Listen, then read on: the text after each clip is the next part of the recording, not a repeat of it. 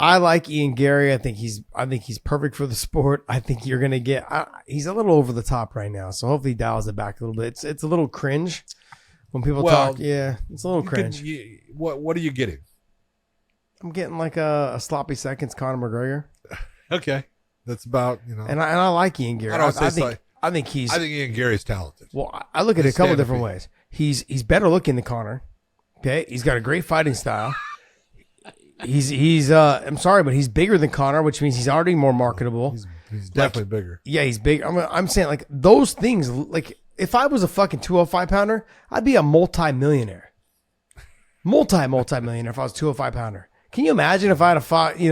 If I fought the way that I fought at 205, you take any guys. You take the guys at 155, 145. You put Volkanovski in a big man's body, and he has all the skills he has at 205, he's fucking those guys up because we're just better people. We're better fighters than those 205 and 85. Better people. Not better people. We're better fighters. More well-rounded. Yeah, we are way more. Because you have to be. We have to be because we're just better fucking athletes and better fighters than those guys. Athletes. We are better Let's just be honest. Because you can't just because you can run and jump further. Hold on, let's just be... Just because basketball players can jump and dunk doesn't mean they're better athletes than us. That drives me crazy. No, they couldn't run to the fucking mailbox without getting tired. Are you kidding? Those guys. Have you lost your mind? Those guys, man. I will kick their leg one time and they'll fall down. That's it. Those little chicken legs. Have you seen all those basketball players? Their calves are like this big around. I have small legs. Now you're kicking a basketball player. Hell yeah. Wow. Fuck those guys up. I will fuck all of them up. I think it's the funniest thing. Like, this LeBron's 6'8", 6'9". I don't give a shit. Kick his leg one time, he'll fall down. Timber. I look at what Ian Garry, the stuff he was saying, he's a scumbag. I'm like, what did he say to get under your skin? That's one. Know. Two is, he literally took the fight on short notice so you can get paid. Show the guy some respect after you beat him. Third, I'm sorry, but the guy took the fight on 1 week's notice and you didn't get him out of there. Like, you had him hurt in the first round with leg kicks. How surprised? Hold on. How surprised were you? Josh, the very first leg kick dropped him. Neil Magny down. The second leg kick knocked him down. Yeah. It's like, wow. I mean, obviously there's some power on it because Neil's been kicked before. He understands how to accept it. And it actually put him on his ass a couple of times.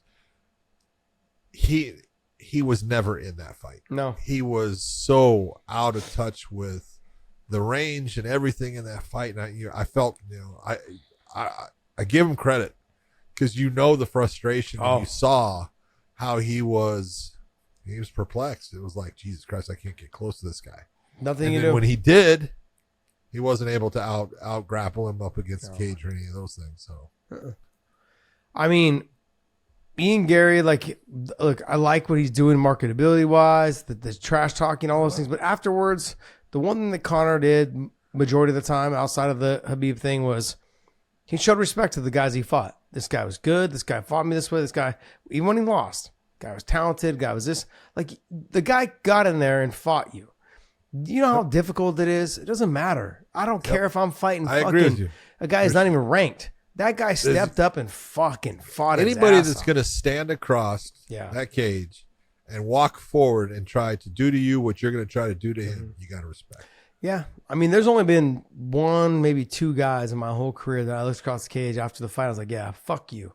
I still don't like you. So you're Ian Garry. That's what he was doing. But I didn't say it the way that he said it. He came out in the press He not only conference. said it, he did it through sign language. He did it the whole thing. Anyways, look, but I think you got to give it to him. He looked great. But if you're the promotion, what are you thinking? I'm not worried if I'm the promoter. Like if there's one thing the UFC has shown time and time again, and Dana will say, he goes, "They're fighters." Well, what do they say? You know, and they're going to say things. That's their fighters. I think he's right. Mm-hmm. You know. Yeah. When I remember when I was coming up, I came out. I threw a couple songs out there that I wanted to walk out to, and Dana's like, "Nope." That's different. Yeah. I'm like, but it's different. Different time. They wanted to control that. BJ Penn. Different time. BJ Penn had songs that he wanted to walk out to, and they said no. Do you remember Absolutely. when he fought Jens Pulver? He had to come out to the fucking Air of the Night or whatever it was by Phil Collins. Is that the name of the song? What is it called? Yeah, It's Something called, in the Air Tonight. Yeah. Something in the Air Tonight, whatever it was. It was. He came out. They're like, we just need great BJ song. because BJ would run out to every. Yep. He'd run out from. He's like, no, we need him to stay up on the stage until till the beat drops.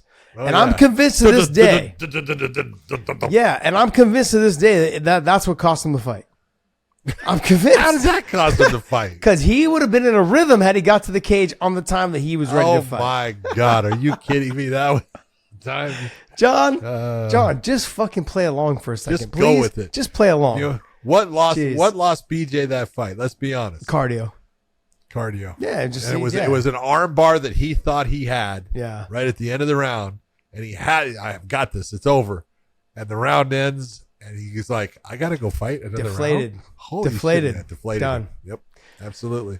No, I know, man. I was with him that whole training camp, and I was like, man, sparring with him and stuff, understanding like what he was doing. I was like, man, I don't know, but he was so good at the time, man, so good. Yeah, he was. All right, enough bagging on Ian Garry. I think he's the future. I think he's got a lot of talent. He's good. But I'm going to say right now, they train in the same gym, him and Shavkat.